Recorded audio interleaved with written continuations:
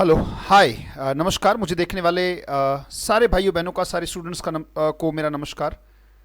शुरू करते हैं आज का session, idiom phrases class number 6।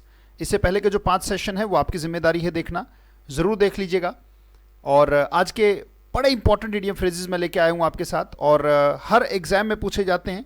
और मैंने बार बार कहा कि अंग्रेज़ तो इसे खेल खेल में बोल जाते हैं, और ये आम बोलचाल का हिस्सा है अंग्रेज़ों के लिए, और इसीलिए बहुत ज़रूरी हो जाता है हमारे लिए इनको जानना, और वेरियस एग्जाम्स में इनका बहुत बड़ा स्थान है। So without taking more time let's start today's session. आज का जो पहला ईडियम फ्रेज हम लेने जा रहे हैं, राइट। सो हमने एंड इन अ फियास्को तक ले लिया था, यानी कि किसी भी चीज़ का विफलता के साथ अंत होना, यानी कि अटर फेलियर होना। उससे अगला जो शब्द हमारे पास आ रहा है वो है फॉल बैक, राइट। बोलेंगे मेरे साथ? शाबाश, उम्मीद करूंगा कि मेरे साथ आप बोल रहे हैं। फॉल बैक, फॉल बैक का मतलब रिट्रीट। एक वर्ड आपने पढ़ा होगा, नहीं पढ़ा तो आज आप जान लीजिए। रिट्रीट का मतलब होता है कदम पीछे हटा लेना, कदम पीछे हटाना, that is called fall back. एक तरीके से हार मान लेना। कदम पीछे हटाने का मतलब हम क्या कह सकते हैं? एक तरीके से हार मान लेना, दैट इज कॉल्ड कदम पीछे हटाना। सो फॉल बैक का मतलब हार मानना, रिट्रीट माने भी वही है, कदम पीछे हटाना, पीछे हट जाना। So fall back, to turn और मूव बैक, यानी कि पीछे हट जाना, वहां से जहां पे आप हैं वहां से कदम पीछे हटा लेना, that is called fall back, right. So retreat का भी मतलब वही है। जैसे अगर एक तो होता है मूव फॉरवर्ड, अपने रिजोल्यूशन को बढ़ा के पढ़िएगा बेटा, मोबाइल के रिजोल्यूशन को बढ़ा के पढ़िएगा। अगर रिजोल्यूशन कम है तो वाइट बैकग्राउंड में थोड़ी सी दिक्कत आपको आ सकती है, राइट। सो फॉल बैक के लिए हम सेंटेंस लेना स्टार्ट करते हैं। Let's take a sentence with fall back, right. Retreat, कदम पीछे हटाना, पीछे हटना। सो हम स्टेटमेंट कह सकते हैं, the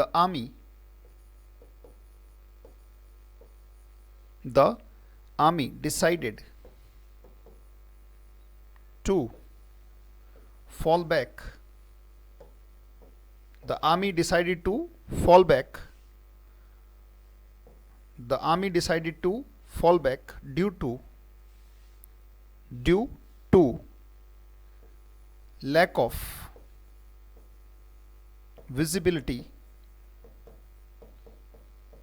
due to the lack of visibility and bad weather,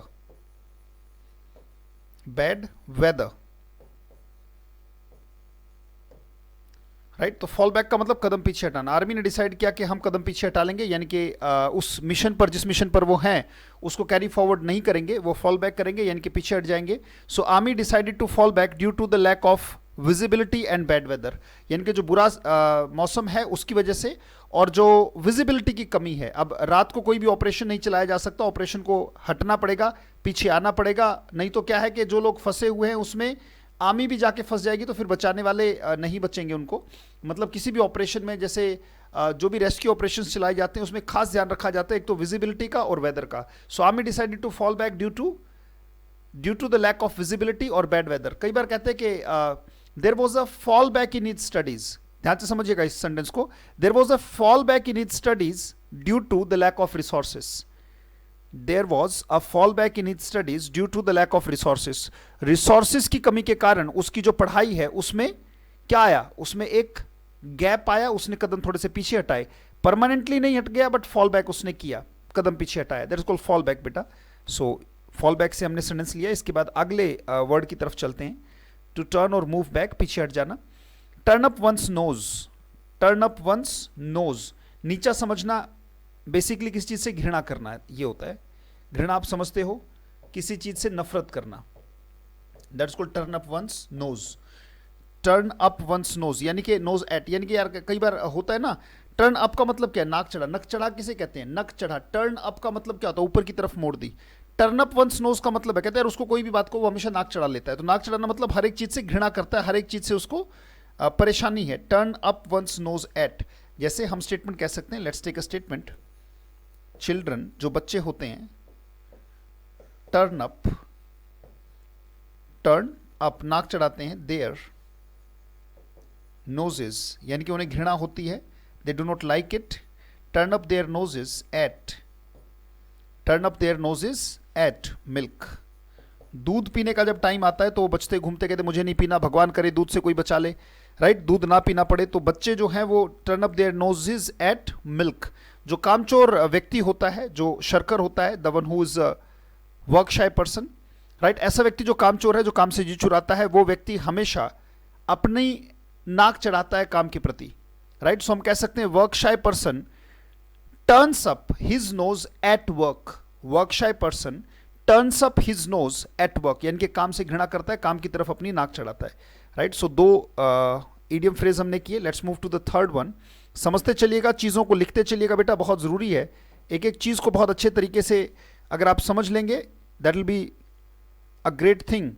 so let's move, 29 तक हमने किया, let's move to the 30th, 30वीं की तरफ चलते हैं। और 30वीं जो इडियम है हमारे पास बड़ी इंपॉर्टेंट है, राइट। टर्न वंस हेड, किसी का खोपड़ा घुमा देना, घमंड करना। कहते हैं इसका ना खोपड़ा घूम गया भाई साहब, अचानक से सफलता मिल गई है, तो उसने क्या किया, एकदम से घमंड करना। To feel proud in a way that other people find annoying, यानी कि घमंड करना, यानी कि कहते इसका खोपड़ा घूम गया, कहते तेरा दिमाग तो ठीक है, दिमाग चकरा है। घमंड करना इसका मतलब एक तरीके से यही है कि यूजुअल तरीके से बिहेव नहीं कर रहा, अनयूजुअल तरीके से बिहेव कर रहा है, राइट। सो टर्न वंस हेड, किसी का खोपड़ा घूम जाना, यानी कि जैसे हो वैसे बिहेव ना करे नॉर्मली, राइट। सो हम स्टेटमेंट कह सकते हैं नंबर 3, द फ्लूक। फ्लूक का मतलब क्या होता है, तुक्का या अचानक से भाग्य उदय हो जाना, ये लिख लीजिएगा। तुक्का होता है वैसे इसका मतलब, एक तुक्का लग गया और अचानक से भाग्य उदय हो जाना, इसका मतलब दो होते हैं। द फ्लूक हैज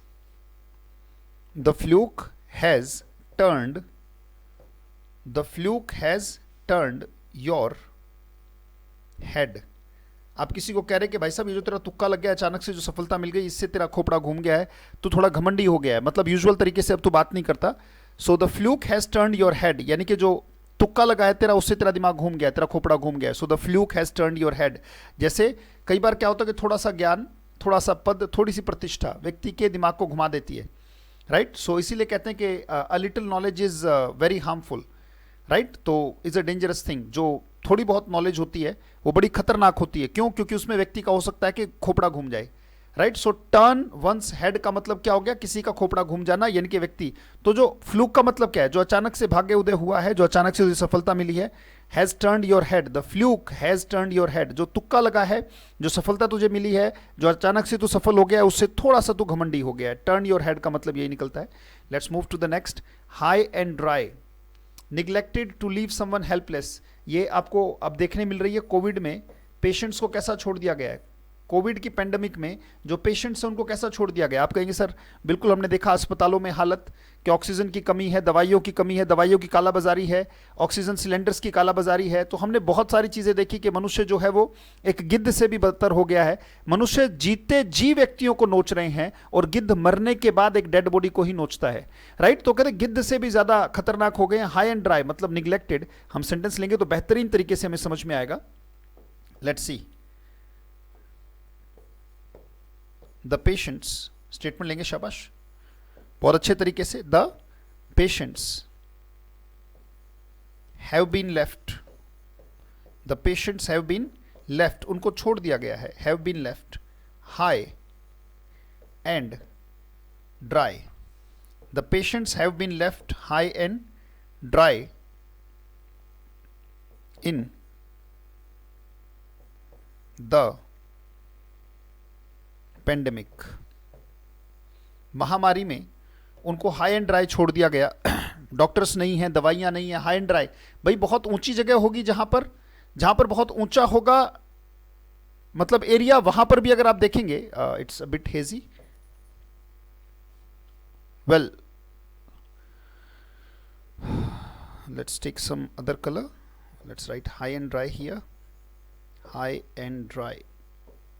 थोड़ा सा हेजी हो गया था कैमरा, अब मेरे हिसाब से साफ है। Is it clear? या it's clear now, yes it's clear I think, या now it's clear.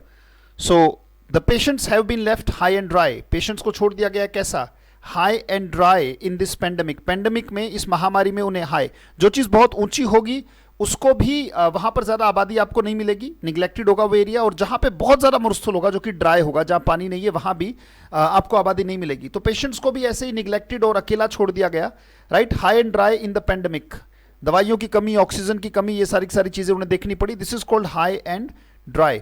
Now let's move. Take for granted.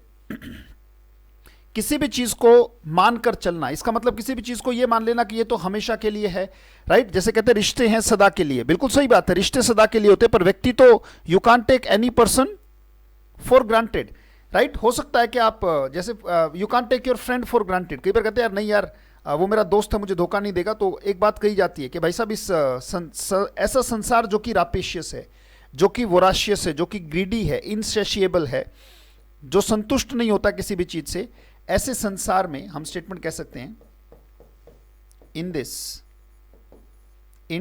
This greedy world. और ग्रीडी के लिए कल हमने वोकैब सेशन में और भी वर्ड्स किए थे. रिमेंबर, वोराशियस, इनसेशिएबल, राइट, और रापेशियस, राइट, जिन्हें सेशिएट ना किया जा सके, जिन्हें संतुष्ट ना किया जा सके. इन दिस ग्रीडी वर्ल्ड you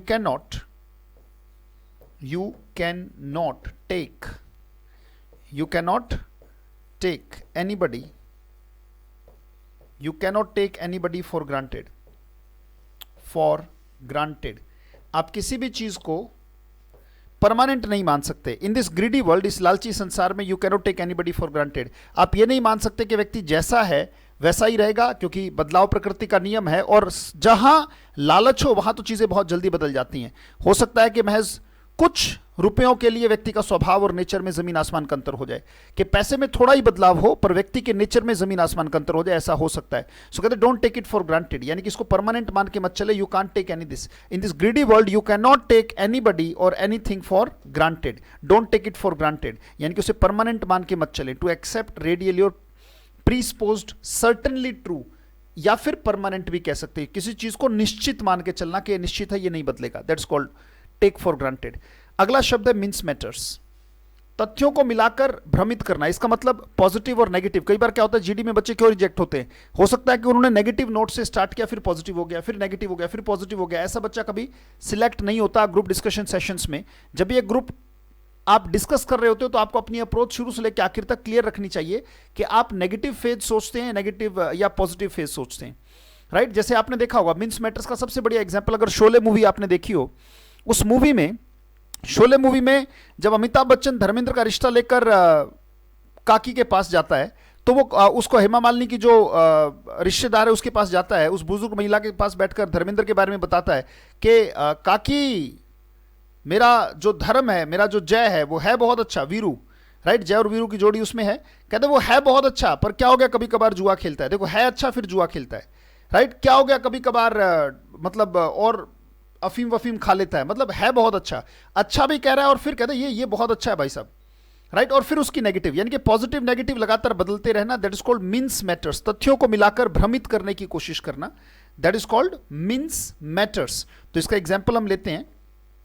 आपको तथ्यों को मिलाकर, यानी कि एक बात पे टिको, वो बहुत अच्छा रहता है. सामने वाले को समझ में तो आए कि आप कहना क्या चाहते हो. कई बार कहते हैं कहना क्या चाहते हो भाई, इसका मतलब वो मिन्स मैटर कर रहा है, राइट. सो हम स्टेटमेंट कह सकते हैं कि to crack any group discussion. ये जो ग्रुप डिस्कशन के सेशंस होते हैं, to crack any group discussion, you should never, आपको कभी नहीं करना चाहिए क्या, you should never mince matters.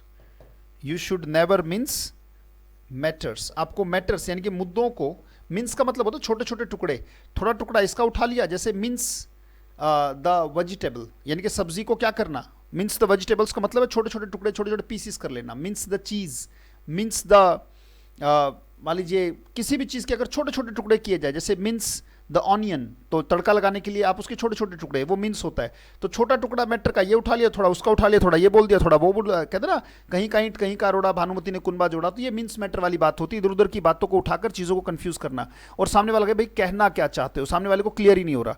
So we should never mince matters. To crack any GD, किसी भी ग्रुप डिस्कशन को क्रैक करने के लिए वी शुड नेवर या you should never mince matters. मामले को कंफ्यूज नहीं करना चाहिए. It should be clear what you want to say. Clear होना चाहिए. एक बार हम रिवाइज कर लेते हैं, हमने क्या पढ़ा. The army decided to fall back. तो यहां पे हमें सीखने को क्या मिला, फॉल बैक यानी कि रिट्रीट, कदम पीछे हटाना. Due to the lack of visibility and bad weather. Children turn up their nose at milk, घृणा करते हैं, नफरत करते हैं, उसको नीचा मानते हैं, ठीक नहीं मानते।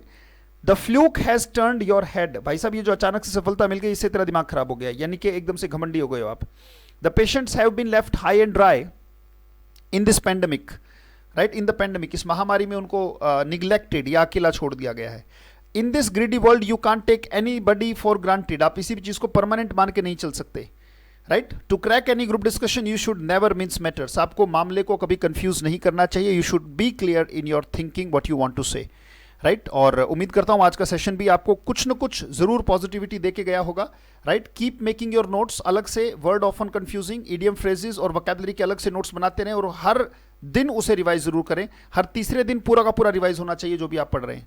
Thank you, thanks a lot, stay happy, stay focused, stay creative, right. मैं लगातार आपके साथ आता रहूंगा, रोज शाम को 7 बजे क्लास लाइव होगी और इडियम फ्रेजेस की भी क्लास लगातार चलती रहेंगी, रोज शाम को 7 बजे आपके चैनल पर जो लाइव क्लास होती है, never miss it, right. And if you miss it you must cover it. बहुत बहुत धन्यवाद, thank you, thanks a lot, good night, take care, stay happy, stay creative, stay bold and strong, thank you, thanks a lot.